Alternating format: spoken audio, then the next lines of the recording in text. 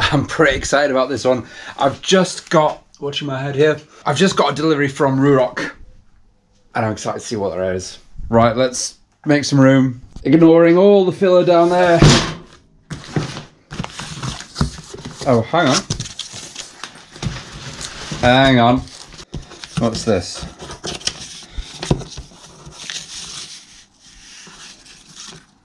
Berserker.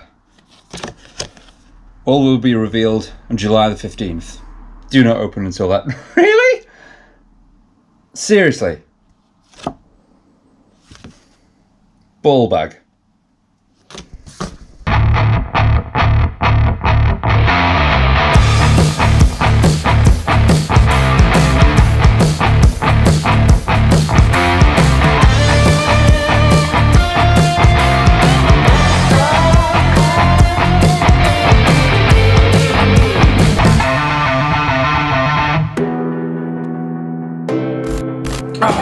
Ruroc, why do you do this to me? Why do you tempt me with such nice things and then tell me I'm not allowed to open them until the 15th? Well, today is the 15th. I can finally open what has been called the Berserker. So obviously I know what the Berserker is because I keep my ear to the ground, and as well from what I can see on the side of the pack here, it is Ruroc's goggled helmet. Pretty much going back to their roots, Ruroc heavily have their feet set into the snowboarding division of helmets. And obviously, as you know, the Atlas was their entry into the motorcycle realm. The Atlas 2.0 was an even better helmet than that, because obviously it sorted out all the issues that the first one obviously had, because it was their first entry. But I mean, it's not to say that it's not a decent helmet, because it still was. I still have my Gatekeeper, my version 1 Gatekeeper, and I still use it to this day. Now this is the first time I've seen, and there's a peak. I can feel a peak. I'm lifting it. I am actually lifting it by its peak now. I don't know if I should be doing that. Check this out. Honestly, I'm excited with this.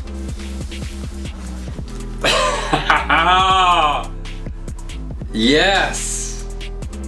Yes, yes, yes. So, this is the Berserker Riot Hellfire. So the Riot Hellfire is the name of the design that's on it.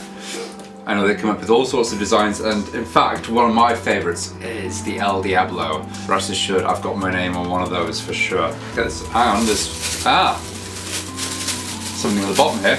Okay, I'm guessing that is additional goggles, which Ruroc told me don't come as standard with the helmet, it just comes with the clear, which is on this. Let's have a look. So, first impressions, yes, I like it. I like it, it's aggressive.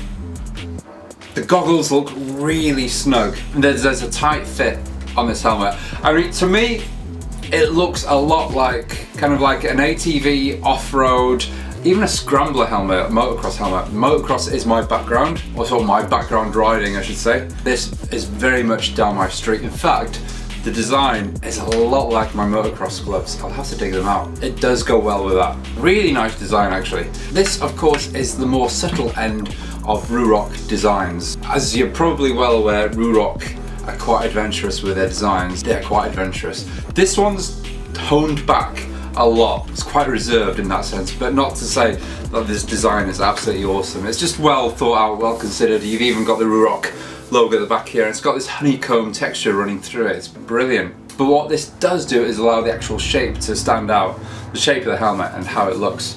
Obviously the noticeable differences, you have goggles here and you have a peak as well. So the peak, I can see, is adjustable by about 15mm, but the goggles is something that I'm interested in.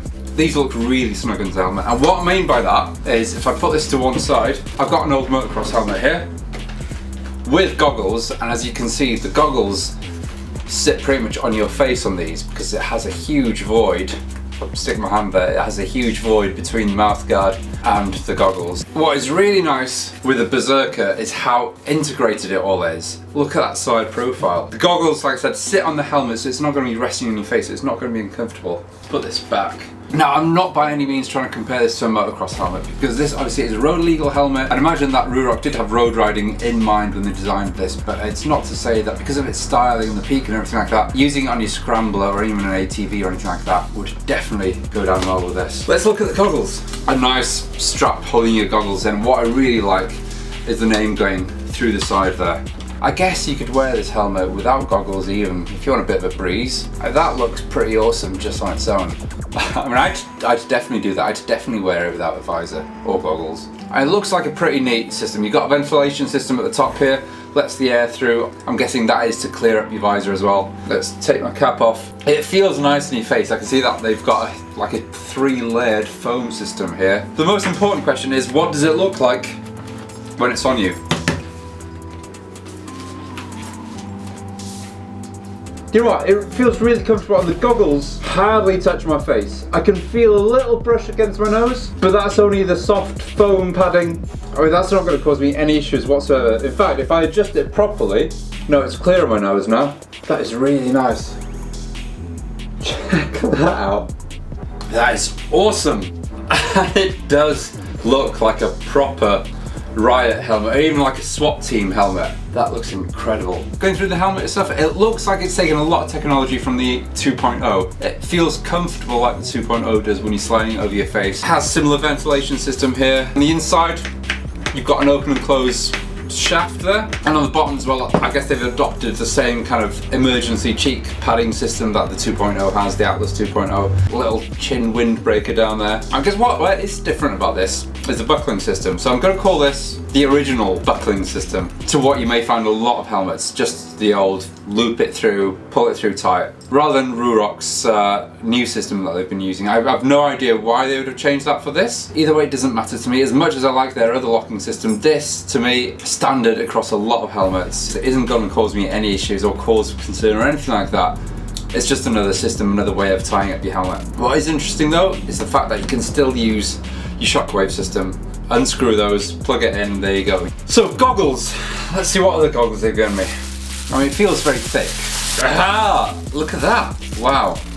I mean, there's every single colour under the rainbow here. These are all extras, but I've been lucky enough to be sent these. This is the one I want to try out. It might look pink on here because it does catch a bit of pink light. So let's see how this, in fact, let's get them all out. See what colours there are.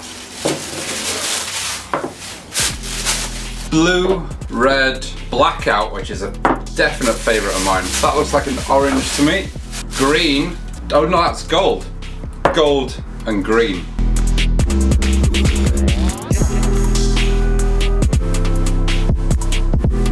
Wow, right.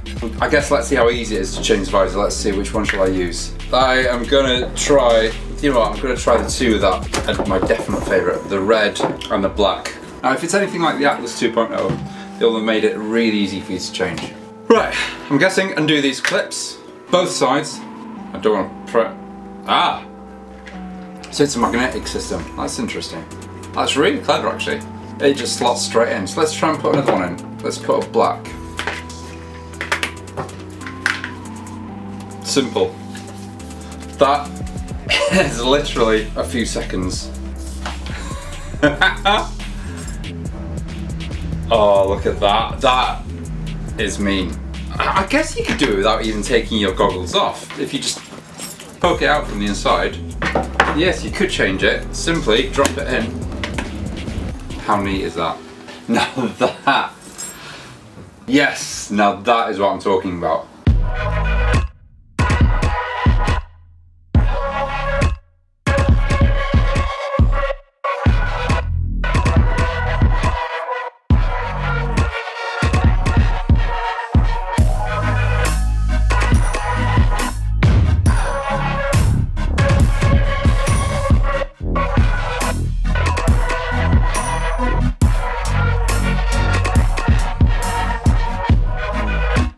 That red works really well. Let's try it on. I can actually see myself in the camera and it looks incredible. Let's tie it a little bit tighter. I mean, that is snug, but look at that. How cool is that? I mean, visibility is perfect. Such a wide aperture on it as well. I can see perfectly. My peripheral vision is brilliant on it.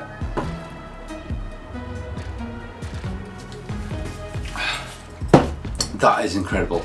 I'm gonna give a massive thumbs up to Ruroc there and say good job. Yo, I can't wait to see how the El Diablo works in this. Just as nice, if not nicer. But look at that. Yes, thank you Ruroc. Yo, this helmet, especially with the black, is gonna work so well on the 6500. I am definitely gonna have to go on a ride out with it in the next couple of weeks. I mean, look at it. So weight-wise, it still is really light because of it being carbon fibre. So this is the Atlas 2.0.